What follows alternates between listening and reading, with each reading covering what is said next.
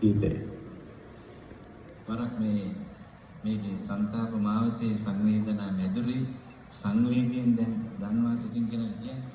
ඒක සරක් ඔබ වැනි නිවේදක මහත්මයෙක් කිව්වා සුනිල් දෙසිංහගේ මේ ලිපිනේ වල නම් සන්තාප මාවතේ නම්බර 545 සංවේදනා මැදුරේ කියලා ලිපියක්.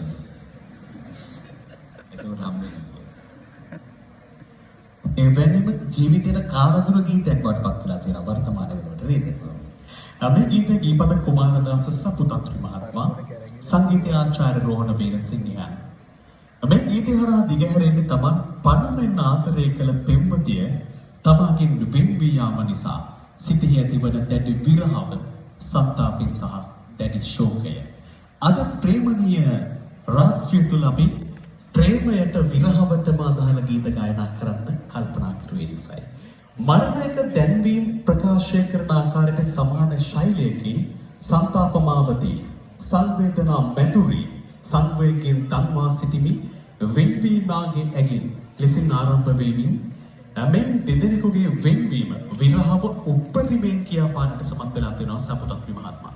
මේ සෙමින් ගලා යන ශෝකී රසය උපරිමයෙන් ජනිත කරවන ස්ලෝ ටෙම්පෝ ශෛලියකින් ගායනා වන ස්වභාවික සිංහල ගීතයක්. ඒකට ශෝකී රසය දැනලා තියෙනවද? වැඩි උත්තේ මට නෑ. තව මටත් නෑ.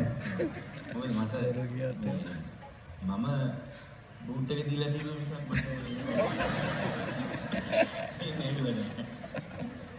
එහෙනම් ඒ රස කතා එක්ක දැන් Facebook ගන්න බෑ.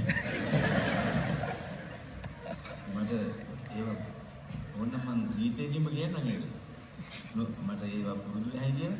අපි පොඩ්ඩක් ගායනා කරලා බලමුද?